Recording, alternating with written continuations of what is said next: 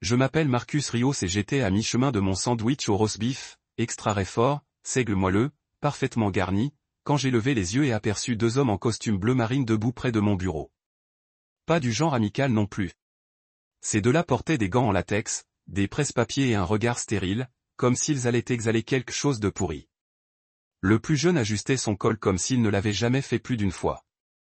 Le plus âgé se tenait là, l'air de quelqu'un habitué à être craint mais pas aimé. Je savais exactement quel genre d'homme c'était, ces agents de conformité envoyés par l'entreprise. Le genre qui ne venait jamais à moins que quelqu'un ne sonne l'alarme. Le genre qui ne s'arrêtait pas pour serrer la main ou demander des nouvelles de la famille. Non, ils débarquaient comme des lignées dès qu'une odeur flottait dans l'air. Et je savais déjà qui avait fait le nettoyage.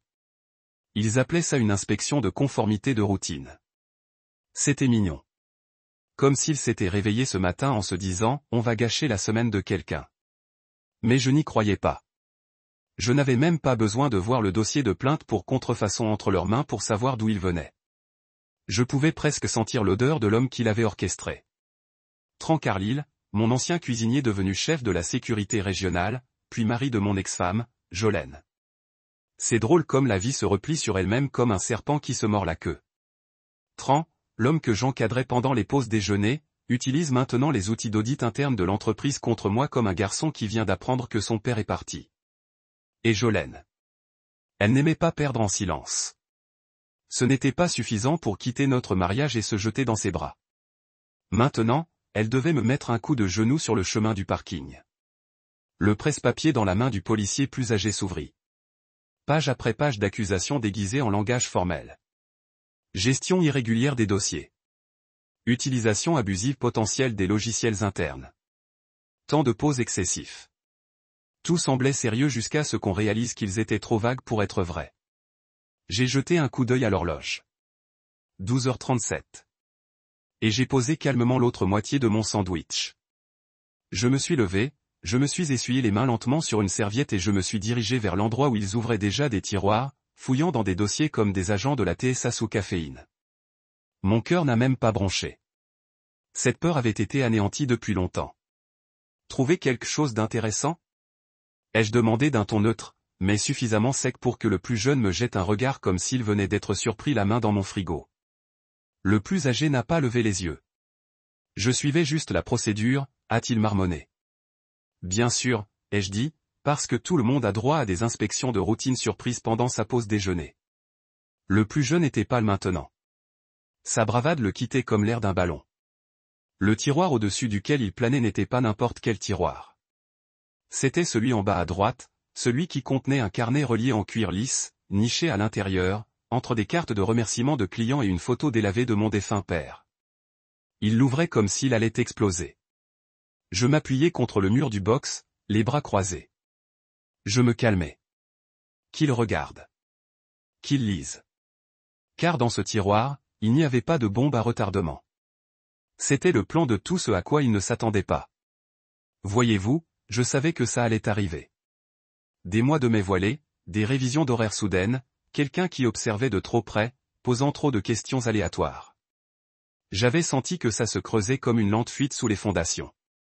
Il se croyait malin, que j'ignorais tout, me laissant aller au confort et aux politiques de l'entreprise. Mais je m'étais préparé aussi, sauf que je ne le faisais pas avec des feuilles de calcul ou des notes de service. Je le faisais à l'ancienne. J'écrivais les choses importantes, pas des chiffres, des indicateurs de vente ou du jargon de la conformité. Non, j'écrivais sur les gens. Les responsables de la conformité ouvraient le carnet. La pièce changeait. Je le voyais à la façon dont le plus jeune inclinait la tête. À la façon dont les yeux du plus âgé se rétrécissaient légèrement. Dans ce carnet, il n'y avait ni reçu ni mot de passe volé. Il était rempli d'articles sur la gentillesse, la loyauté, des moments qui définissaient un lieu de travail d'une manière qu'aucun indicateur de performance clé ne pourrait jamais le faire. Des pages détaillant comment Derek Langston était resté jusqu'à 1h du matin pour aider à corriger un rapport financier corrompu. Des notes sur Aria Benson des RH, qui m'avait apporté une tasse de thé le lendemain du décès de mon père sans dire un mot. Un paragraphe sur Louise, la concierge arrivait tôt pour réparer le bourrage d'imprimante avant même que quiconque ne se rende compte qu'elle était cassée. Ce n'étaient pas des actes de gloire. C'étaient des actes de grâce. Et je les ai documentés, car on oublie trop vite à quoi ressemble l'humanité au travail. Je les ai regardés lire. Leurs expressions n'ont pas changé, mais leur posture, si. Moins confiante maintenant, plus posée. Ils ont tourné une autre page, puis une autre. Le silence s'est tendu entre nous comme un fil contant. Je n'ai rien dit. La vérité n'a pas besoin d'être criée. L'aîné a finalement parlé. Monsieur Rios, il faudra consigner cela pour être complet. Une objection? Aucune, ai-je dit. Et il hocha la tête, puis referma le carnet avec une sorte de respect discret, le remettant délicatement dans le tiroir. Non plus comme une pièce à conviction, mais comme quelque chose de sacré. Le plus jeune me regarda un long moment. Je voyais bien qu'il voulait me demander quelque chose. Peut-être pourquoi je gardais ce carnet. Peut-être qui je pensais être. Mais finalement, il ne dit rien. Ils finirent leur recherche comme des fantômes. Rapidement, silencieusement, sans me regarder dans les yeux. Je retournai à mon sandwich, pris une autre bouchée, mâchai lentement, et lorsqu'ils quittèrent mon bureau, sans laisser d'avertissement, de contravention ou de note disciplinaire, je sus que la première attaque avait échoué. Mais ce n'était pas fini. Je n'avais pas affaire à des gens qui acceptaient la défaite facilement. Ni Jolene, ni Tran. Ils avaient joué leur première carte. Ils s'attendaient à la panique, aux représailles, au chaos. Mais je ne leur ai rien donné. Juste un sourire, juste mon carnet. Parce que la véritable histoire n'était pas écrite dans le dossier de plainte qu'ils avaient glissé. Elle était écrite à l'encre et dans la mémoire. Bon sang, dans ce tiroir. Ils ne s'attendaient pas à ce que ça compte. Et dès l'instant où ils l'ont ouvert, la guerre qu'ils avaient déclenchée a cessé d'être une guerre qu'ils pouvaient gagner. Ce n'était pas suffisant pour que Jolene me quitte. Ça aurait été trop discret à son goût, trop privé. Non, elle avait besoin de feux d'artifice, d'étincelles pour allumer sa prochaine étape, comme une piste d'atterrissage pour l'approbation de quelqu'un d'autre. Elle ne voulait pas simplement quitter notre mariage. Elle voulait tout détruire à sa sortie et planter des drapeaux à son nom. Et l'homme avec qui elle avait choisi de reconstruire, Trancaril, mon ancien mentoré. Un type qui s'asseyait en face de moi pour me demander comment peaufiner ses rapports trimestriels et gérer ses supérieurs sans passer pour un lèche-botte. Un type qui, il y a 6 ans, ne savait même pas comment mettre en page une note d'escalade client. Je lui ai tout appris. Comment gérer la haute direction, comment garder son sang-froid en réunion, comment être minutieux sans être tape à accent grave-l'œil. Mais certains hommes confondent mentorat et compétition. Certains s'assoient à votre table, mangent votre nourriture, puis vous volent votre place quand vous vous levez. Je ne l'ai pas vu venir. Pas au début. Il y avait des détails. Jolene était plus souvent au téléphone, quittait la pièce à mon arrivée, me regardait comme si j'étais un paramètre par défaut dont elle était lassée. Mais je pensais que nous étions juste fatigués. La vie avait été difficile. Nous venions de perdre son frère dans un accident de moto. Le travail était exigeant. J'essayais de tenir le coup, d'être présent, de faire ce qui rendait la vie supportable. J'ignorais que pendant que je m'occupais de la stabilité, elle réécrivait le récit. Et Tran, lui, jouait bien son rôle. Collègue de soutien, ami empathique. Tous deux ont orchestré leur trahison comme si c'était un article. Ils ont agi de concert, d'abord émotionnellement, puis physiquement, et enfin stratégiquement. Car lorsqu'elle est partie, ce n'était pas seulement personnel, c'était tactique. Jolene a demandé le divorce avec un langage soigneusement choisi. Valeurs irréconciliables, détachement émotionnel, priorité à la carrière sur le mariage. C'était comme si elle avait téléchargé les plus grands succès d'un avocat spécialisé en divorce et les avait enchaînés dans une balade sur un homme que je ne reconnaissais pas. Et puis, comme sur des roulettes, elle s'est mise à préparer des histoires au travail. Subtil au début. Des commentaires à l'apéro. Un rire partagé qui s'est terminé par « Tu sais comment Marcus peut être ». Ils voulaient façonner l'image qu'ils avaient de moi, séparer l'homme véritable de celui qu'ils vendaient. Un ex-mari amer, un manager émotionnellement indisponible, un bourreau de travail qui n'avait probablement même pas remarqué que sa femme ne rentrait plus. Mais voilà ce sur quoi aucun d'eux ne comptait. Je n'étais pas nouveau ici. J'avais traversé des tempêtes pires. Ma vie ne tournait pas autour des évaluations de performance et des réservations de restaurants. Elle tournait autour de la présence. Une présence constante et réfléchie. J'étais présent tous les jours. Je faisais le travail que personne ne voulait faire. Je compensais sans demander de crédit. Je n'étais pas éblouissant, mais j'ai tenu bon. Et les gens le remarquaient, même s'ils ne le disaient pas à voix haute. Alors, pendant que Jolene menait sa campagne discrète, valorisant son histoire dans des cercles qui se nourrissaient de drames et de demi-vérités, je ne faisais rien. Non pas par faiblesse, mais parce que réagir aurait fait son jeu. Elle voulait le conflit. Elle voulait que je m'en prenne à elle pour pouvoir arborer le badge de victime qu'elle avait poli dans son sac à main. Mais je lui ai offert le silence. Je lui ai offert un vide trop silencieux pour être validé. Étrange, il pensait avoir gagné. Il arpentait le bureau comme un homme qui vient d'acheter un trophée, cravate serrée et haut de colonne plus forte. Il ne comprenait pas la différence entre une augmentation et une inflation. Une augmentation se mérite. L'inflation explose sous la pression. Il a été promu plus vite que moi. Bien sûr, il travaillait dur, s'associait à des managers prometteurs, s'attribuait le mérite de jeux de cartes impeccables que d'autres préparaient jusque tard dans la nuit. Mais au fond, il était creux. Il avait besoin d'être vu en train de gagner. Pas moi. Je crois que c'est ce qui les a rongés plus que tout. Mon calme. Ma façon de ne pas m'effondrer. Ma façon de continuer à faire mon travail comme si leur cirque n'existait pas. Cela a enragé Jolene d'une rage que je ressentais à travers les murs de notre médiation de divorce. Elle ne voulait pas tourner la page. Elle voulait la conquête. Elle voulait marquer sa fuite avec des confettis et des confessions. Entrer dans une pièce et entendre les gens murmurer, elle a eu raison de le quitter. Alors, quand l'accord a été finalisé, qu'elle a gardé la moitié des meubles, le chien et 3 des reproductions d'art que nous avions achetées à Barcelone, elle a souri comme si c'était une victoire politique, comme si elle avait arraché une dernière once de pouvoir.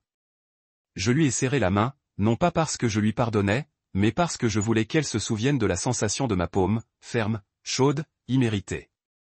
Et au moment où elle est partie avec ce papier dans son sac étrange qui attendait sur le parking, moteur allumé, j'ai su que ce n'était pas fini. Je savais qu'ils essayaient autre chose, parce que les gens comme eux ne s'arrêtent pas à partir. Ils doivent effacer cette partie de vous qui montre au monde qu'ils avaient tort. Et le seul endroit où j'avais encore de la valeur, le bureau, mon dossier, ma réputation, mes proches. C'est pourquoi je n'ai pas été surpris de voir la conformité se manifester plus tard. Pas vraiment. Ce n'était qu'une question de temps. Une fausse plainte, un renseignement anonyme, une rumeur murmurée qui a pris suffisamment d'ampleur pour devenir dangereuse. Ils veulent disparaître. Dépouillés de la seule chose que je n'avais pas abandonnée lors du divorce, ma crédibilité. Mais ils ont sous-estimé ce sur quoi reposait cette crédibilité.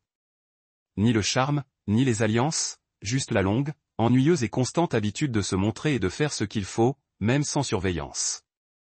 Je connaissais leur stratégie. Je connaissais même le fichier qu'ils avaient soumis, avec ses horodatage triés sur le volet et ses captures d'écran recadrées. Mais je savais aussi autre chose. Plus ils tentaient de salir mon image, plus ils attiraient l'attention sur le fait que j'en avais une. C'est là que j'ai pris une décision. S'ils voulaient en faire une campagne, alors j'allais en faire un document. Pas un document fait de déclarations de défense ou de contre-allégations, mais de gratitude, de preuves, d'instants. Des instants que personne ne pourrait inventer. Des moments sans filigrane ni témoignage. Des moments gravés dans la mémoire de personnes réelles qui m'avaient vu. Pas la version que Jolene devait détruire, mais celle de l'homme qui était resté tard, avait apporté du café et avait réparé ce satané Wi-Fi qui ne répondait plus. Et pendant qu'ils m'observaient, j'ai commencé à les observer à mon tour. Non pas pour les surprendre, mais pour me rappeler qui j'étais. Car aucune campagne de diffamation ne tient face à un homme dont la vie est déjà ancrée dans la vérité.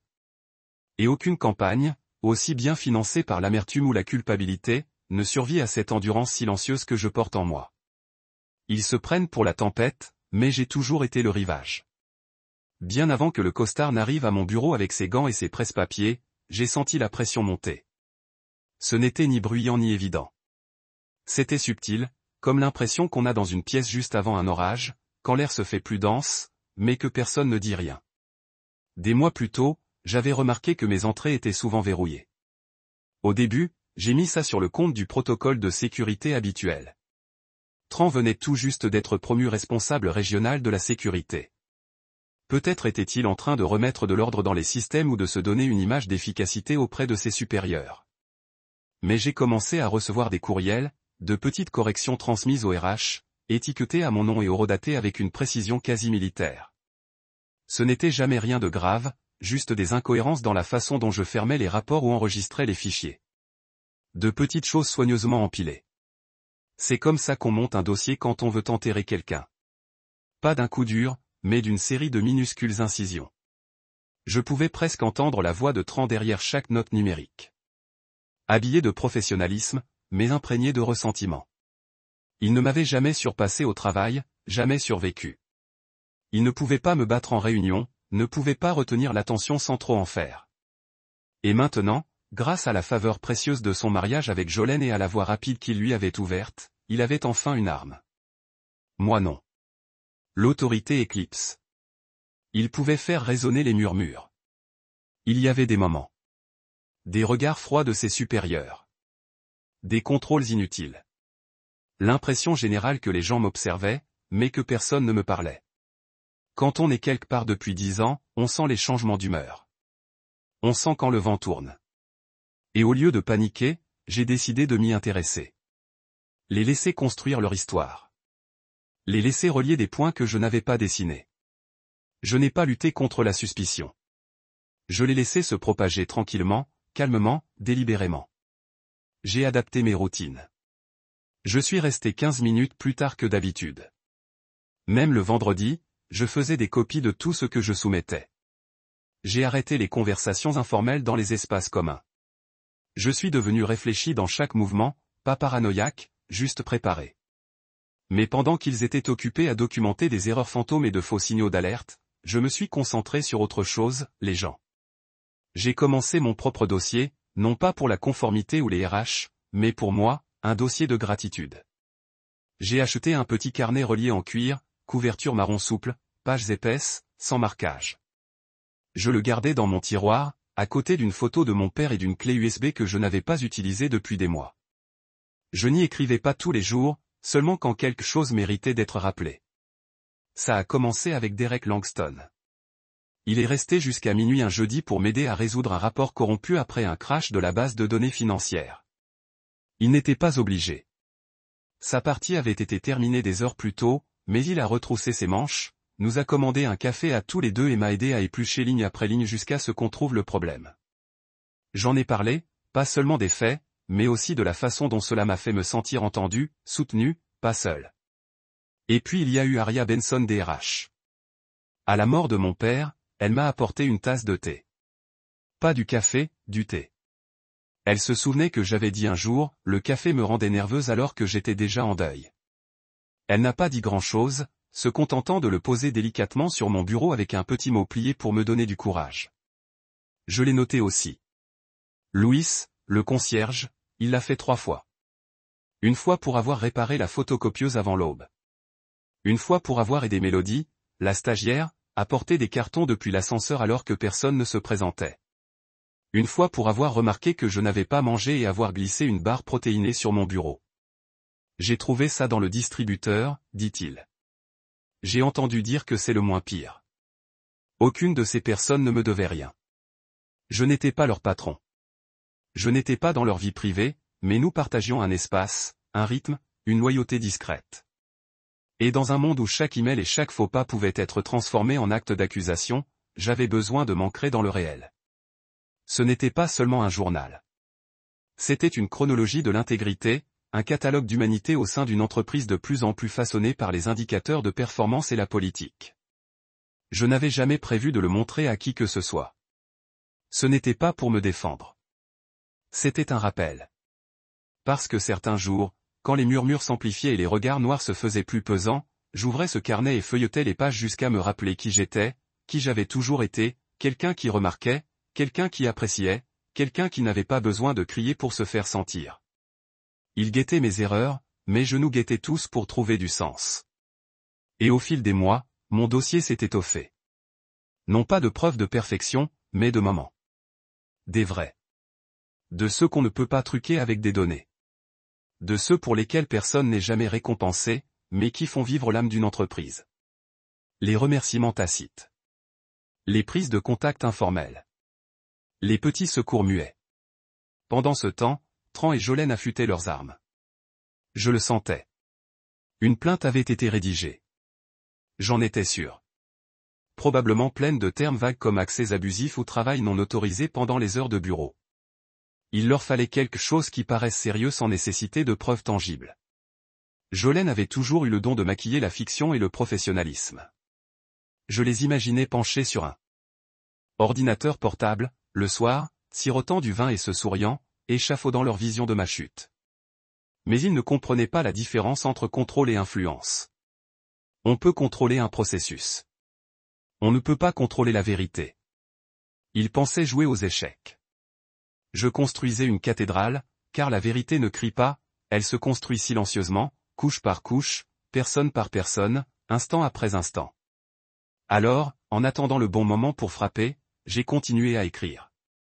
Et quand le jour viendrait, et je savais qu'il arriverait, quand ces costards cravates débarqueraient avec leurs gants, leurs listes de contrôle et leurs escaliers glacés, je ne me précipiterais pas. Je ne me cacherais pas. Je resterais immobile et les laisserais ouvrir ce tiroir. Car, alors qu'ils pensaient alimenter un feu qui me consumerait, ils ne réalisaient pas que j'avais déjà rassemblé du petit bois pour autre chose, quelque chose de plus chaleureux, de durable, quelque chose qui ne pourrait pas se retourner contre moi. Un enregistrement de lumière dans un système, qu'ils essayaient de refroidir. Et quand le moment fut venu, où ils fouillèrent le tiroir avec des doigts avides, s'attendant à y trouver des cendres, ils découvrirent des pages qui brillaient d'une lueur qu'ils avaient oublié comment mesurer. La gratitude. La seule chose qu'aucun ennemi ne sait combattre. Ils tournoyaient autour du tiroir comme s'il était radioactif, leurs gants en latex tressaillant comme si l'air ambiant pouvait révéler quelque chose de sinistre. Je restais là, les bras croisés, l'air inexpressif, tandis que le responsable de la conformité, un homme à la barbe poivre et sel et à la bouche crispée par la suspicion, faisait signe à son subalterne de l'ouvrir. Il y eut un silence, une respiration trop longue, puis le métal s'ouvrit dans un léger grincement. Il plongea la main. Je ne scia pas. L'intérieur ne contenait pas ce qu'ils espéraient. Pas de téléphone prépayé. Pas de fichier non approuvé. Pas de disque dur contenant des données volées. Juste un seul objet. Mon carnet relié en cuir. Le marron au bord légèrement effiloché et à la tranche souple après des mois d'utilisation. Le jeune officier le prit avec précaution, comme s'il allait mordre. Il le retourna dans ses mains comme s'il s'attendait à trouver un compartiment secret ou un double fond contenant quelque chose d'illégal. « Qu'est-ce que c'est » demanda-t-il en essayant de paraître neutre. Mais il y avait une pointe de confusion dans sa voix. Je m'avançai lentement et me plaçai à côté d'eux. « Réflexion personnelle, dis-je. Je n'en dis pas plus. Laissons-les tirer leurs propres conclusions. » Il l'ouvrit, l'espace d'une seconde, je vis la surprise dans ses yeux. Pas de feuille de calcul, pas de verrou de transaction, pas de code, ni de mot de passe, ni rien qui puisse crier au scandale. Juste des mots manuscrits. Certaines pages d'une écriture soignée. D'autres plus rapides. Il y avait des noms, des dates, de minuscules notes, des moments figés dans l'encre. Je le regardais tourner page après page. La première entrée, Derek Langston est resté tard ce soir. Il n'était pas obligé. Il n'a pas demandé de crédit. Il est resté silencieux. Les gens comme lui sont rares. Une autre aria a laissé une tasse de thé sur mon bureau. Elle n'a rien dit. Elle savait juste que j'en avais besoin. Ce moment m'a transporté plus loin qu'elle ne le saura jamais. Et puis une autre Louise. Troisième fois cette semaine. Il a réparé quelque chose que personne d'autre n'avait remarqué. Ce n'est pas son boulot. Il le fait, tout simplement. L'agent le plus âgé prit le carnet, lut quelques lignes par-dessus l'épaule de son collègue, et quelque chose changea sur son visage. Pas de sympathie. Pas encore, mais de la curiosité, de l'intérêt. Il referma soigneusement le carnet, non pas comme une preuve, mais comme un objet délicat, et le posa sur le bureau. « Vous suivez cela régulièrement » demanda-t-il. « Pas tous les jours » dis-je. « Juste quand quelque chose compte. » Il me fixa du regard, cherchant un mobile. Je ne lui en ai donné aucun, car ce n'était pas de la stratégie. Ce n'était pas de la performance. C'était juste la vérité. Une vérité calme et cohérente. On nous a dit que ce tiroir pourrait contenir des informations non autorisées, dit-il en jetant un coup d'œil à ses notes. On vous a mal informé, répondis-je calmement. Aussitôt, le silence retomba dans la pièce. Il se déplaçait sur le reste de mon bureau comme s'il faisait semblant. Mon ordinateur portable était propre. Mes échanges de courriels n'étaient pas seulement professionnels. Ils étaient ennuyeux. Je n'ai pas mis les gens en copie inutilement. Je n'ai pas dénigré la direction. Je n'ai pas transmis de même ni plaisanté avec le service interne.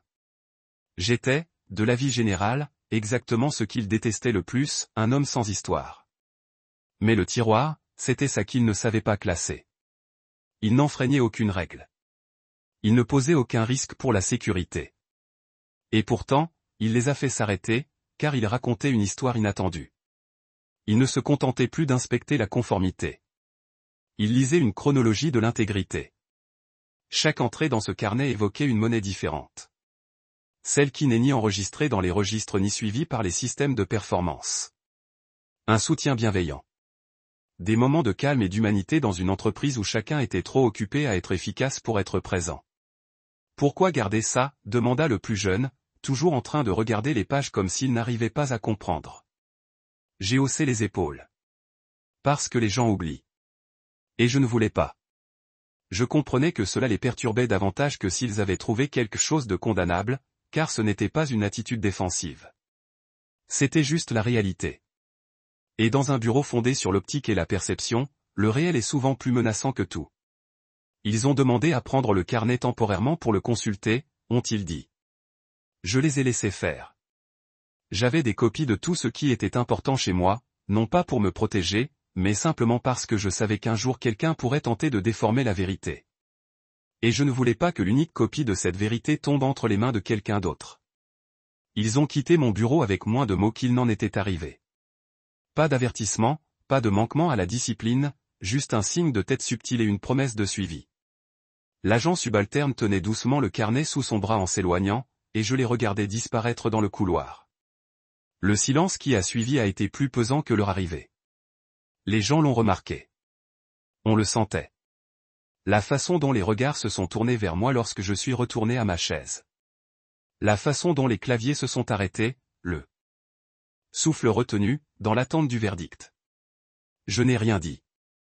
Je me suis simplement rassis, j'ai ouvert l'autre moitié de mon sandwich et j'en ai pris une bouchée. Louise est passée quelques minutes plus tard avec son chariot à serpillière et m'a lancé un regard. Pas un interrogateur, un connaisseur. J'ai hoché la tête. Il m'a répondu. Rien n'était nécessaire, car dans ce tiroir, je n'avais pas seulement stocké des moments. J'avais stocké des témoins. Chaque entrée dans ce carnet était celle de quelqu'un qui m'avait vu quand personne d'autre ne regardait. Et maintenant, ces notes étaient entre les mains de l'entreprise. Qu'ils les lisent. Qu'ils les recoupent, les vérifient et essaient d'y trouver des failles. Ils ne trouveraient ni négligence ni complot. Ils trouveraient de la chaleur, de la stabilité, la preuve que pendant que mon ex-femme et sa nouvelle marionnette tissaient un récit de mauvaise conduite, j'avais discrètement investi dans la seule chose qu'ils n'avaient jamais comprise. Des gens, de vraies personnes, pas des alliances, pas des cliques, juste des êtres humains essayant de survivre à 9 autres. J'en ai pris 5 avec une once de dignité. Ce carnet ne criait pas. Il murmurait, mais il murmurait plus fort que tout ce que Jolene ou Tran avaient jamais crié. Et maintenant, les gens importants écoutaient. Je ne savais même pas qu'elle était dans le bâtiment. C'est ce qui m'a pris au dépourvu. J'aurais dû m'en douter. Franchement, j'aurais dû sentir son parfum flotter dans l'air ou remarquer l'électricité statique qui la suivait toujours lorsqu'elle était à proximité. Mais non. Jusqu'à ce qu'un des agents de conformité se penche vers une salle de conférence, murmure quelque chose dans un élégant écouteur, et que Jolene apparaisse au fond du couloir vitré, comme si un éclairage de scène l'avait appelée.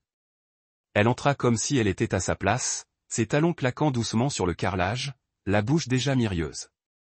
Elle portait du bleu marine, sa couleur de pouvoir, les cheveux tirés en arrière en ce chignon serré qu'elle utilisait toujours pour paraître raisonnable et posée. Mais je connaissais les signes, la netteté de sa porte, la façon dont elle ajustait ses menottes 2 fois avant d'entrer dans la pièce. Elle était nerveuse, qu'elle l'avoue ou non. Ils demandèrent à lui parler en privé. Elle ne me regarda pas en passant, mais son regard se porta sur le tiroir du bureau, celui qu'ils avaient déjà ouvert, celui qui contenait l'objet inattendu. Ils l'ont installé dans la salle de conférence vitrée, juste en face de mon box. Je pouvais tout voir. C'était ça, travailler dans un endroit comme celui-ci. La transparence était au rendez-vous. Chaque salle de réunion avait des parois vitrées. L'idée était l'ouverture, la collaboration, la responsabilité. Mais là, j'avais l'impression d'être sur une scène. Jolène au premier plan, soudain moins préparée qu'elle ne le pensait. Sa bouche remuait, ses mains gesticulaient juste assez pour vendre la performance. Je ne l'entendais pas, mais je connaissais son rythme par cœur. J'avais vécu avec ça pendant 8 ans. Ce ton persuasif, pseudo-professionnel, ce léger froncement de sourcils qui donnait à tout ce qu'elle disait un air urgent, important, vrai. Elle expliquait la plainte. Bien sûr, elle inventait une histoire sur mon utilisation non autorisée de mon temps, les projets annexes que je n'avais jamais eus et les dossiers qu'elle n'avait jamais vus. Je l'ai vu sourire, j'ai vu sa fausse surprise lorsqu'ils ont probablement mentionné ce qui avait été trouvé dans mon tiroir. Je me suis demandé si elle essayait d'en rire, si elle avait rejeté le journal comme excentrique ou manipulateur. Je me demandais si elle essayait de transformer sa gentillesse en quelque chose de suspect, mais le changement se fit lentement. Ses épaules se gonflèrent. Sa main se tendit vers son collier, une chaîne en argent ornée d'une goutte de saphir qu'elle touchait toujours lorsqu'elle était mal à l'aise. Elle cligna des yeux plus souvent. Elle croisa et décroisa les jambes. Et puis enfin je le vis. Son expression changea. Cette lente prise de conscience qu'elle avait mal calculée. Que cette fois, son histoire ne fonctionnait pas comme elle l'espérait. Parce qu'elle n'avait pas compté sur le fait que le carnet serait pris au sérieux. Elle supposait que l'inspection serait rapide. Qu'il découvrirait ce qu'elle et Tran avaient planifié. Que je serais escorté hors du bâtiment comme un scandale en chemise cintrée. Humilié et discrédité. Alors qu'elle offrait la dose de choc nécessaire pour paraître détachée de tout cela, elle ne s'attendait pas à un silence, celui qui suit une vérité trop lourde à ignorer. Je regardais les policiers se pencher en arrière, les bras croisés. Ils n'étaient pas convaincus par ce qu'elle vendait. Et Jolène, elle, n'avait rien d'autre à offrir. Pas de témoin de moralité, pas de chronologie valable. Personne n'avait jamais raconté comment elle les avait aidés à garder la raison pendant un trimestre difficile. Elle n'était jamais restée tard pour soutenir quelqu'un. Jamais apporté le déjeuner à un collègue. Jamais réparé l'imprimante commune, ni envoyé de mots de remerciement, ni surpris quelqu'un dans le couloir juste pour dire « tu t'en sors super bien ». Elle n'avait pas de dossier. Elle avait des captures d'écran. Des messages Slack hors contexte, des demi-vérités habillées d'Helvetica, probablement composées tard le soir dans le bureau de Tran, avec un verre de vin rouge et l'illusion d'une supériorité morale. Ces accusations étaient écrites comme de la poésie, belles à lire, vides de sens lorsqu'on les teste. Et maintenant, assise là derrière une vitre, elle s'en rendait compte. Je ne crois pas qu'elle m'ait jamais vraiment compris. Ni quand nous étions mariés, ni quand nous partagions un prêt immobilier et que nous nous disputions pour savoir où placer une lampe. Ni quand nous nous tenions la main dans les salles d'attente ou que nous échangions des messages sarcastiques pendant les réunions. Elle me trouvait ennuyeux, prévisible, passif, et cela me rendait facile à remplacer. Mais maintenant, elle voyait ce que tout le monde finit par voir lorsqu'on tente de brûler un homme dont la constance tranquille est comme un bouclier. Le feu ne prend pas. Elle jeta un coup d'œil vers le couloir, cherchant peut-être Tran, espérant peut-être que quelqu'un interviendrait pour inverser la tendance, mais personne ne vint. La salle de conférence resta immobile. Les policiers gardaient une expression indéchiffrable. Je ne souris pas. Je ne me penchai pas plus près ni n'essayais de lire sur les lèvres. Je restais simplement à mon bureau, respirant calmement, laissant le silence parler plus fort que tout ce que je pouvais dire. Lorsqu'ils se levèrent enfin, l'officier en chef prit son dossier, hocha la tête une fois et s'écarta pour la laisser partir. Elle marqua une pause. Avant d'ouvrir la porte vitrée, ajusta de nouveau sa manche, jeta un coup d'œil par-dessus son épaule, et pour la première fois de la journée, son regard croisa le mien. Ce n'était pas de la colère, ni de la fierté, ni même du regret. C'était de la peur. Celle qui survient quand on réalise que son adversaire ne jouait pas du tout le même jeu. Elle sortit sans un mot. Pas de regard de séparation, pas de chuchotement suffisant à son reflet, juste ceux qui cliquaient sur les talons résonnants dans le couloir qui semblait soudainement trop long. Plus tard, quelques collègues sont passés par mon bureau. Personne n'a posé de questions, mais le hochement de tête ont eu du poids. Quelques postes ont laissé des notes tout en faisant semblant de prendre du café. Vous avez géré cela avec la classe, a déclaré l'un d'eux. Heureux que tu sois toujours là, un autre. Et Jolène. Elle n'est jamais revenue à mon sol. Quel que soit le feu qu'elle a essayé d'allumer, quelle que soit l'illusion qu'elle a construite avec Tran, elle s'est évaporée dans cette pièce. Elle est entrée en attendant de diriger un récit. Elle a laissé avaler une personne qu'elle ne pouvait pas contrôler. Et c'est la chose à propos de la vérité. Il ne s'écrase pas avec un rugissement. Il s'infiltre comme la lumière à travers une fissure. Lent, indéniable et irréversible. Ce jour-là, je n'ai pas gagné en argumentant ou en défendant. J'ai gagné en étant exactement qui j'avais toujours été. Et cela lui a effrayé plus que tout que j'aurais pu dire. Ils sont revenus après 1 heure.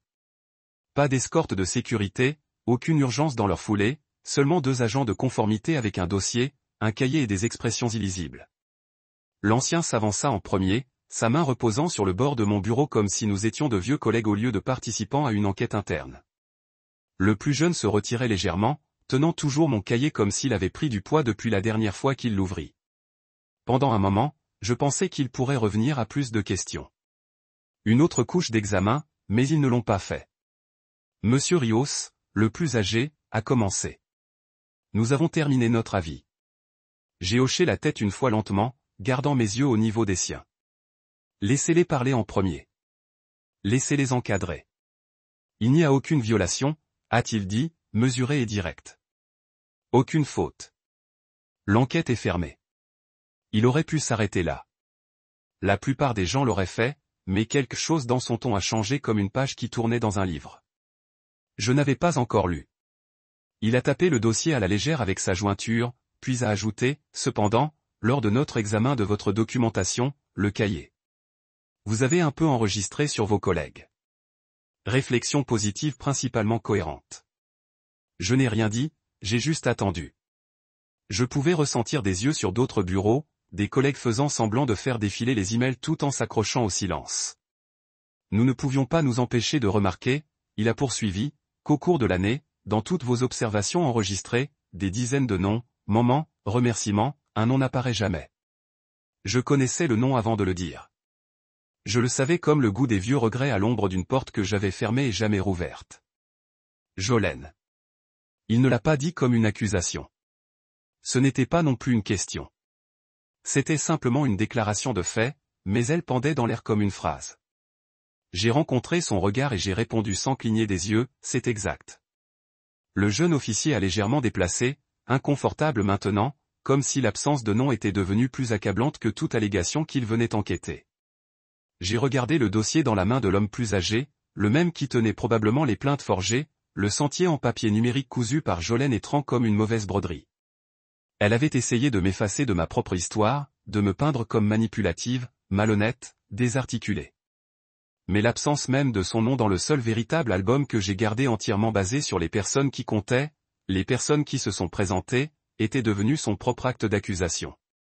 Il ne mettait pas fin à leur enquête. Il commençait la sienne. Les officiers sont partis avec cœur hoche la tête et aucune excuse. Je ne m'attendais pas à un. Ce n'est pas ainsi que des systèmes comme ce fonctionnent. Mais alors qu'ils s'éloignaient, j'ai remarqué le changement dans leur posture. À leur arrivée, ils étaient prudents, voire suspects. Maintenant, ils marchaient comme des hommes qui s'étaient rappelé que tout dans le monde ne pouvait pas être encaissé dans les codes et les règles. Certaines choses comme la décence parlent d'elles-mêmes. Je me suis penché en arrière sur ma chaise. Mon corps ne se détendit pas tout de suite. La tension dans mes épaules n'avait pas encore obtenu le mémo, mais il y avait autre chose qui commençait à se lever, quelque chose de plus profond que le soulagement. Jolene avait fait une erreur de calcul critique. Elle croyait que le récit était tout. Que si elle contrôlait l'histoire, elle pourrait façonner la réalité. Pensait-elle en inondant le système de bruit, elle pouvait noyer la vérité. Mais ce qu'elle n'a jamais compris, c'est ceci. Le silence laisse une forme. Et quand les gens regardent ce qui manque assez longtemps, ils commencent à poser les bonnes questions. Elle avait été le centre de ma vie une fois. Ma femme, mon confident, avec celui avec qui j'ai partagé un lit, a divisé des factures, a fait des plans à terme qui n'existaient plus. Et non, elle n'était même pas une note de bas de page dans le document qui a défini mon année. Elle n'y appartenait pas. Non pas parce que je l'avais effacée, mais parce qu'elle n'avait jamais gagné de place. Pas une seule fois l'année dernière, elle n'avait étendu un geste qui vivait devant un seul souffle. Pas une seule fois, elle n'avait sorti d'elle-même pour offrir la grâce ou le soutien, ou même une moindre gentillesse humaine authentique. Son absence de ce cahier n'était pas un acte d'amertume. C'était le détail le plus honnête de toute l'histoire. Après le départ des officiers, j'ai ouvert le tiroir et j'ai sorti le cahier. J'ai feuilleté les pages, en traînant les doigts sur des noms et des entrées dont je me souvenais très bien. Certains m'ont fait sourire. Quelques-uns encore assez HD, mais tous étaient vrais. Pas poli pour l'optique, pas censé me défendre ou me protéger, juste la vérité, assis tranquillement sur le papier. Jolene avait tenté d'armer les soupçons. Elle voulait me tacher avec doute. Mais ce qu'elle ne comprenait pas, ce que Tran ne comprenait pas non plus, c'est que leur version de Power n'a fonctionné que si je leur donnais une réaction. Ils avaient besoin de moi. Agressé, défensif, déchaîné. Mais je leur avais donné calme, patience, immobilité. Et dans cette immobilité, tout ce qu'ils ont essayé de fabriquer s'était effondré. J'ai regardé à travers la pièce vers le verre de conférence où Jolene s'était assis plus tôt. Il était vide maintenant, essuyé par le personnel de conciergerie. Pas de taches, pas de traces de sa présence, juste de la lumière qui passe. C'était approprié parce que maintenant dans cette version de l'histoire, c'est ce qu'elle était devenue. Lumière passant. Les retombées sont devenues plus silencieuses que prévu. Plus tard dans la semaine, un mémo a été diffusé. Langue d'entreprise neutre sur les évaluations récentes et l'écart de département. Personne n'a été nommé, mais tout le monde savait que Jolene passait à un nouveau rôle de conseil stratégique hors site. Tran avait été placé en congé administratif temporaire en attendant une réévaluation interne. Les mots étaient stériles, prudents, comme ils le sont toujours lorsqu'une entreprise veut nettoyer la maison sans faire la une des journaux. Il n'y avait pas de confrontation, pas de honte publique, pas de scène en larmes, juste du silence et un changement lent et notable. Le genre de silence qui a un goût de justice en moi. Je suis resté à mon bureau, prenant toujours des notes, remarquant toujours des moments, écrivant toujours les noms de personnes qui ont gardé cet endroit en vie de petites manières ingrats. Mais maintenant, quelque chose de nouveau avait commencé à se produire. Les gens ont commencé à laisser des notes collantes sur mon bureau. Petit merci, affirmation, réflexion. Quelqu'un a même acheté un deuxième cahier, l'a laissé tomber avec une note au cas où vous manqueriez de pages. Je ne m'y attendais pas. Je n'en avais pas besoin, mais je les ai tous gardés. Ne pas me défendre, juste pour vous souvenir. Parce que la gratitude n'est pas une stratégie de défense. C'est un héritage. Et Jolene, malgré tous ses projets et son bruit, ne toucherait plus jamais cet héritage. Ils ne sont pas venus en même temps. Les chuchotements ne le font jamais. Ils sont trop intelligents pour ce patient trop patient. Ils coulent comme de l'eau à travers une fissure. Lent et silencieux jusqu'au jour où votre sol est trempé et personne ne sait où la fuite a commencé. Au début, c'était petit. Un commentaire passant dans la cuisine. Une pause dans la conversation lorsque je suis entré dans une pièce. Un sourire qui n'atteint pas tout à fait les yeux de quelqu'un. J'avais été ici assez longtemps pour reconnaître la forme des soupçons quand il a commencé à se frayer un chemin à travers un endroit. Avez-vous entendu ? Il garde un cahier sur tout le monde. J'ai entendu quelqu'un dire, n'essayant même pas de baisser autant sa voix. Chaque petite chose, nom, date, tout est écrit. Ils ont donné l'impression que je construisais un étui, collectant des munitions pour un retrait secret. Comme pour écrire de bonnes choses, des moments de décence humaine. Ce n'était pas une question de gratitude, mais de contrôle. Comme si je organisais un récit avec un ultime motif. Je n'avais pas besoin de deviner qui a planté la graine. Le script avait des empreintes digitales de Trancaril partout. C'était son contrôle des dégâts. Il savait que le plan de Jolene avait implosé. Il savait que l'enquête se retournait contre lui. Mais les serpents n'arrêtent pas de mordre lorsque vous vous coupez la tête. Ils battent juste plus fort. Tran ne pouvait plus m'attaquer à travers des canaux officiels. Ainsi, il s'est tourné vers la seule devise encore disponible. Le doute a chuchoté le doute. Il s'est déplacé rapidement. Le deuxième jour, quelqu'un avait appelé mon journal comme le dossier, comme si je gardais une liste noire de péchés et de griefs comme un Père Noël agressif passif. Au troisième jour, 2 associés juniors ont cessé de me rejoindre à la table de pause. L'un d'eux avait l'air vraiment déchiré à ce sujet, sa tasse de café tremblant légèrement alors qu'elle me faisait un sourire serré et marmonna quelque chose à propos de la nécessité de prendre un appel. Elle n'avait même pas son téléphone sur elle. Je n'ai rien dit. Je n'ai pas affronté, je n'ai pas clarifié. Ce n'est pas ainsi que vous gagnez contre les ombres. Si vous poursuivez chaque murmure, vous finissez par vous crier dans un vide, essayant d'expliquer une histoire que personne ne vous a demandé de raconter. Et en plus, j'avais passé trop d'années à gagner mon silence. Ce n'était pas une faiblesse. C'était une retenue. Alimentation avec une porte verrouillée. Laissez-les parler.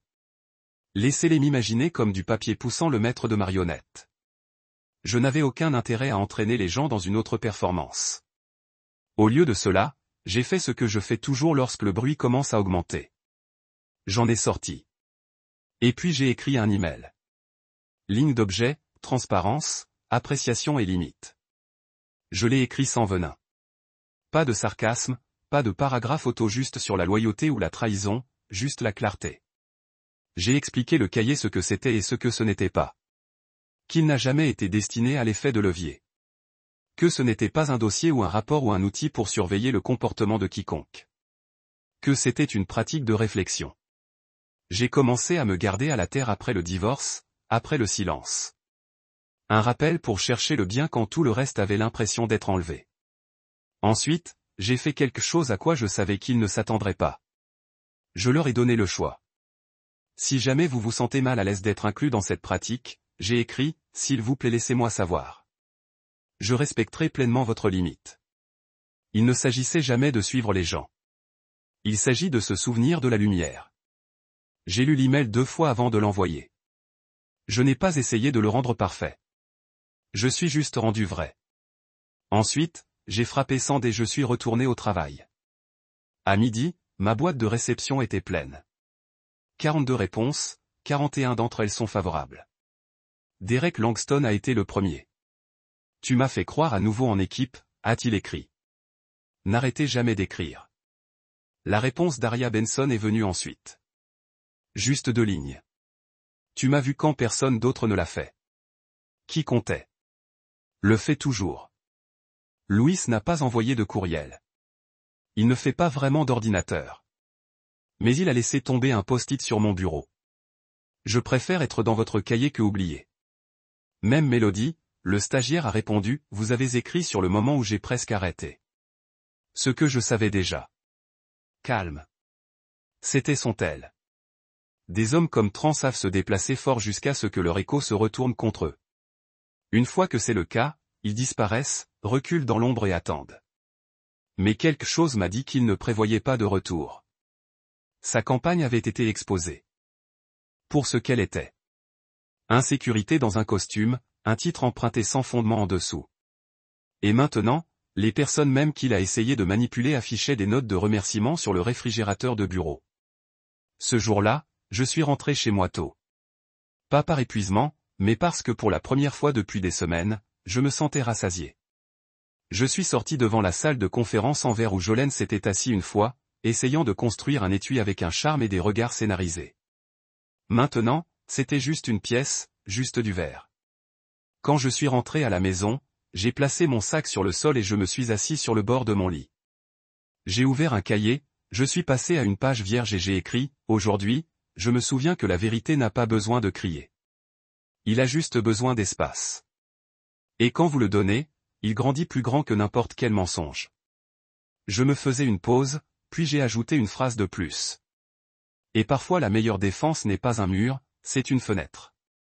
Laissez-les murmurer. Que je ne me demande. Je ne m'attendais pas à des applaudissements. Ce n'est pas pour la gratitude de ne pas avoir pensé à l'email. Je ne m'attendais même pas à ne pas m'attendre. Parce que l'air doit se déplacer. J'écris le bien que je vois chez les autres. C'est ça. J'ai ensuite ajouté la partie la plus importante. Si vous êtes mal à l'aise inclus dans cette pratique, je comprends. Faites-le moi savoir et je exclurai respectueusement votre nom pour aller de l'avant. Pas de mendicité, pas de surexploration, juste de la vérité, offerte avec une main ouverte. J'ai frappé sand et je me suis penché sur ma chaise, plus fatigué que ce à quoi je m'attendais. Cela avait été une longue tronçon de prétention que les chuchotements ne me pèsent pas, mais ils l'ont fait. Je ne mentirai pas, je ne suis pas fait de marbre. Je ne suis pas à l'abri de l'épaississement du silence dans une pièce ou de la façon dont les gens commencent à vous regarder au lieu de vous.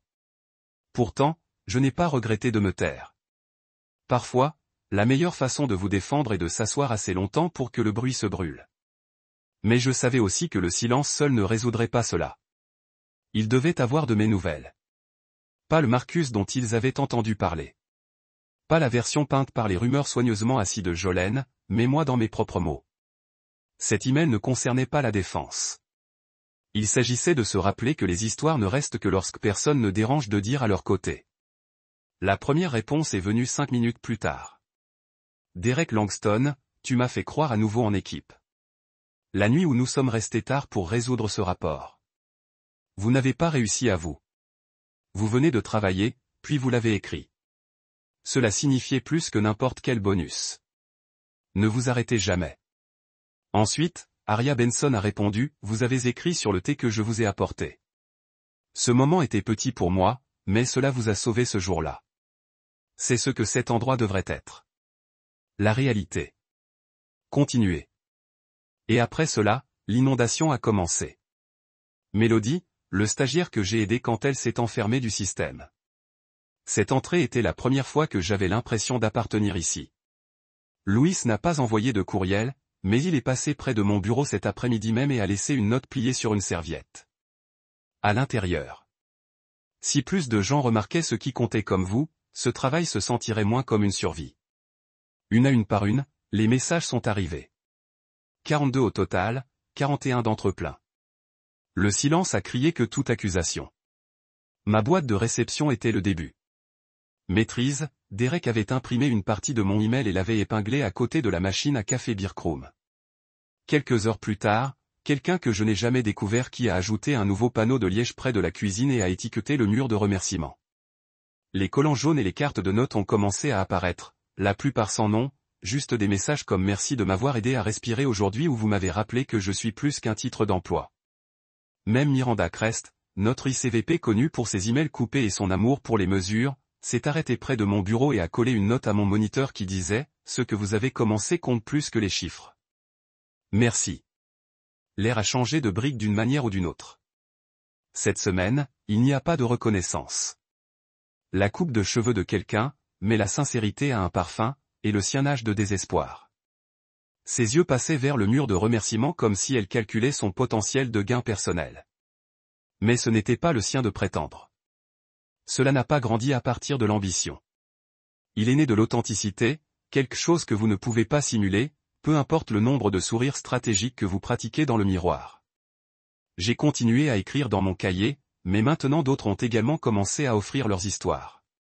Quelqu'un a laissé une note qui disait « Si jamais vous êtes trop fatigué pour continuer à écrire, nous allons vous détendre. » Un autre a déposé un petit journal en cuir avec un signet de ruban et une note au cas où vous auriez besoin de plus de pages. Cette nuit-là, je suis resté tard, non pas parce que j'avais du travail, mais parce que je voulais m'asseoir dans le calme et laisser tout s'installer. J'ai ouvert mon cahier et je suis retourné sur une nouvelle page. Ensuite, j'ai écrit « Aujourd'hui, je me suis souvenu que la clarté coupe plus profondément que n'importe quelle rumeur. Que les gens sont câblés pour reconnaître la vérité, même si cela prend du temps. Qu'un seul acte d'ouverture peut remplacer des mois de suspicion. Et que lorsque vous parlez honnêtement, les bons ne se contentent pas d'écouter, ils raisonnent. » Je l'ai signé avec la date, fermé le couvercle et remis le cahier dans le tiroir, toujours déverrouillé.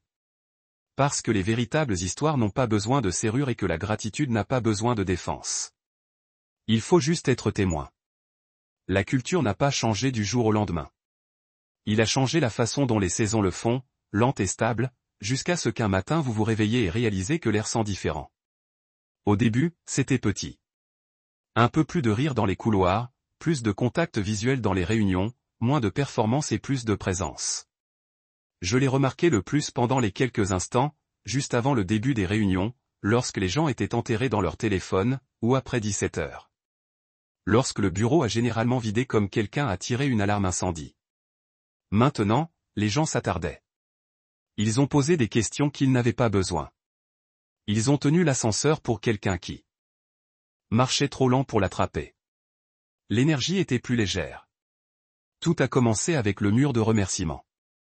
Je passerai par là chaque matin, faisant semblant de ne pas s'en soucier, mais mes yeux ont toujours attrapé une nouvelle note collante. Quelqu'un avait commencé à plier les leurs en petites étoiles en origami. Une autre personne a épinglé un Polaroid de Derek et de Mélodie en riant sur le café avec une légende défilée en dessous. Pris dans le travail d'équipe sauvage et authentique. C'était contagieux. Et contrairement à la plupart des choses à l'œuvre, cela ne nécessitait pas de budget ou de formulaire d'approbation. Il a juste grandi. Un jeudi, quelqu'un a écrit à Louis, « Merci d'avoir réparé le refroidisseur d'eau pendant votre pause. Nous vous voyons. » La note avait une étoile d'or étendue dans le coin. Le lendemain, Louis est entré dans la salle de pause et s'est arrêté court, clignotant comme si quelqu'un avait crié son nom. « C'est moi, demanda-t-il, le doigt planant à quelques centimètres de la planche. « C'est mon nom. » Nous avons hoché la tête. Il le regarda pendant un long moment. Puis, il sourit. Le genre de sourire qui fait prendre du recul des gens et réaliser qu'ils ont oublié quelque chose d'important, comme à quel point il est puissant de se sentir remarqué. Une semaine plus tard, les RH ont créé un système de badges internes pour l'appréciation des employés. Rien d'extraordinaire, pas de trophée, juste des badges numériques simples dans votre profil avec des mots tels que stable, favorable, connecteur, levage. Les gens ont commencé à les gagner. Mais plus que cela, les gens ont commencé à vouloir leur donner. Et c'est à ce moment que j'ai su que le changement avait pris racine. Lorsque l'appréciation a cessé d'être une réaction et est devenue un instinct, même Miranda Crest, qui a écrit une fois des courriels comme des contrats juridiques et était célèbre pour avoir supprimé les notes d'exclamation des mémos de l'entreprise, a changé. Elle s'est arrêtée à mon bureau un après-midi avec une tasse de café noir, pas de sucre, pas de peluche, juste comment je le prends. Elle a dit, « Vous avez commencé quelque chose que les gens ne veulent pas perdre. » C'était tout. Mais cela est resté avec moi plus longtemps que tous les éloges que j'ai jamais reçus. Jolene a essayé de s'adapter. Je vais lui donner ça. Elle a commencé à laisser tomber des notes de remerciement sur les bureaux des gens, mais il se sentait creux. Son écriture était parfaite, bien sûr, bouclée et bien rangée comme si elle la gravait avec une règle, mais les messages ne restent pas « Merci pour votre travail acharné », a-t-elle écrit à un nouveau recruteur qui venait de conclure un accord. Pas de détails, pas de profondeur, juste un sentiment préemballé qui aurait tout aussi bien pu provenir d'une carte caractéristique. Les gens ont épinglé ces notes au tableau, mais ils se sont toujours enroulés sur les bords plus rapidement que les autres. Comme même le journal pourrait sentir l'insincérité. Un après-midi, elle m'a passé dans le couloir, a forcé un sourire et a dit, « J'espère que vous profitez de toute l'attention. » J'ai souri en retour. J'apprécie l'honnêteté. Cela a mis fin à la conversation. La vérité est que le poison de Jolene ne pouvait pas respirer dans l'environnement qu'elle a aidé à créer. C'est la chose à propos de la manipulation.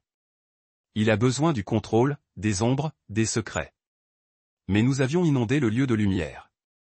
Et dans cette lumière, ses tactiques semblaient évidentes. Ses compliments se sentaient raides. Réinitialiser. Des photos de badge. Appeler avec Shootout Time ou n'importe qui pourrait reconnaître quelqu'un d'autre pour quelque chose qui a rendu sa journée meilleure. C'était maladroit au début. Certaines personnes marmonnaient, certains ont roulé des yeux, mais quelqu'un a remercié Aria d'avoir remarqué quand il semblait éteint. Un autre a remercié Miranda d'avoir approuvé la PTO sans un troisième email de suivi, et lentement les gens ont cessé de marmonner. Le mur de remerciements s'est étendu. Quelqu'un a amené un tribunal de chez lui et l'a monté à côté de l'original. Mélodie est devenue artistique et l'a transformée en une murale de gratitude, dessinée des vignes et des étoiles et de petites mains illustrées passant des messages. Les gens ont contribué de manière anonyme, un dessin, une écriture, une personne quittant même un poème. Puis quelque chose d'inattendu s'est produit. L'entreprise a envoyé une note de service, non pas sur les quotas ou les mises à jour des politiques, mais sur ce qu'ils ont appelé l'initiative Marcus. J'ai ri quand je l'ai lu. Le nom était clairement un espace réservé, probablement destiné à être échangé avec quelque chose de plus flashy, mais ils l'ont gardé. Le mémo a salué la culture organique de la reconnaissance et a partagé l'appréciation et a encouragé d'autres branches à considérer des initiatives similaires. Ils ont même cité quelques notes collantes textuellement. Moi je ne voulais pas l'attention. Je ne l'ai pas vraiment fait. Mais j'ai compris ce qui se passait. Ils ont vu quelque chose de réel et voulaient le mettre en bouteille. J'espère juste qu'ils ne le transformeraient pas en liste de contrôle ou en slogan parce que ce n'était pas une question de programme. C'était des gens. À propos de s'arrêter assez longtemps pour se voir. Après le mémo, quelqu'un a épinglé une nouvelle note au conseil d'administration. La gratitude n'est pas un avantage, c'est la colle, et tous ceux qui ont fait la tête comme ils le savaient déjà. Le tiroir de mon bureau est resté déverrouillé. Le cahier, d'Ojard est presque plein maintenant, s'est reposé à côté d'une seconde, offert par Aria avec une note qui disait « Vous allez avoir besoin de plus de pages ». Elle ne se trompait pas. Et lentement, les gens ont commencé à ajouter leurs propres entrées. Ils s'arrêteraient tranquillement, feuilleteraient quelques pages, écrivaient quelque chose dans le dos et partaient. Certains signent leur nom. D'autres ne l'ont pas fait. Une personne a écrit « Vous ne me connaissez pas. Je viens de commencer, mais la lecture m'a aidé à traverser un lundi difficile. Merci. Je l'ai laissé ouvert maintenant parce que la gratitude, j'avais appris les multiples, lorsqu'elle était partagée. Et personne, surtout pas Jolene, ne pourrait jamais enlever cela. C'est arrivé tranquillement, comme je le savais. Pas de grande confrontation, pas de slam de porte ou de rafale de courriel, juste un silence doux et délibéré, le genre qui vient après une tempête lorsque l'air est trop immobile. Et même les oiseaux hésitent à chanter. Monsieur Langston de Légal m'a appelé dans son bureau un mardi matin. Il ne portait pas de costume ce jour-là, juste une chemise croquante et un pantalon comme il voulait que cela se sente moins formel, moins chargé. Mais je pouvais le voir dans ses yeux, le genre de satisfaction. Qui vient enfin avec la justice, faisant tranquillement son travail. Marcus, dit-il, glissant un dossier sur le bureau vers moi. Vous avez été patient. Je n'ai pas répondu. Je suis juste assis à écouter. Nous avons effectué une revue complète, a-t-il poursuivi, en tapant le coin du dossier de toutes les plaintes, des mémos et des enregistrements numériques associés soumis par Madame Carril et Monsieur Trancarlilel au cours des 12 derniers mois. Tout, des messages informels de Slack aux soumissions formelles. Tout est dans le temps. Cela a sonné jusqu'à ce que vous ayez demandé des preuves. Titre. D'autres en congé, avec effet immédiatement. Je n'ai pas demandé lequel était lequel. Cela n'avait pas d'importance. Il n'y aurait pas d'annonce à l'échelle de l'entreprise, pas de mémo sévère, pas de titre dans la newsletter interne. Des gens comme Jolene et Tran n'ont pas obtenu de sortie dramatique, car cela leur donnerait exactement ce qu'ils chassaient toujours au centre de la scène. Au lieu de cela, leur sortie était celle qui avait un goût de conséquence, sans cérémonie, sans dénonciation, le genre qui vous a fait réaliser trop tard que le silence est parfois la punition la plus forte. À la fin de la semaine, la plaque de nom de Jolene avait disparu de la porte devant son bureau. Personne ne l'a mentionné. Personne n'a demandé. Ses plantes étaient parties. Sa chaise a été laissée tourner vers l'intérieur. Et ce qui était drôle était la seule personne qui a remarqué qu'elle était partie était celle qui avait l'habitude d'entendre sa voix dans le couloir tous les jours. Louise, la concierge. Elle est partie ? Il m'a demandé. J'étais curieux mais pas triste. Ouais, j'ai dit. Sortie calme. Il hocha la tête. Certaines sorties ne méritent pas de bruit. Le départ de Tran n'était même pas remarqué. Son rôle avait toujours été une vague sécurité, une conformité, une surveillance. Mais en vérité, il avait été juste une autre ombre du système, ne construisant rien, ne menant personne. Quand il a disparu, le seul signe qu'il avait été l'a été que le bourdonnement étrange du moniteur de sécurité s'est arrêté. Et moi, j'étais toujours là. Même bureau, même tiroir, même chaise, mais le coussin avait finalement distribué d'un côté. Je n'avais pas changé de bureau, de titre ou de département, mais tout ce qui m'entoure avait changé. Le mur de remerciements était maintenant de 3 planches de large. Mélodie avait commencé une version numérique pour que les travailleurs à distance puissent participer, et il décolle.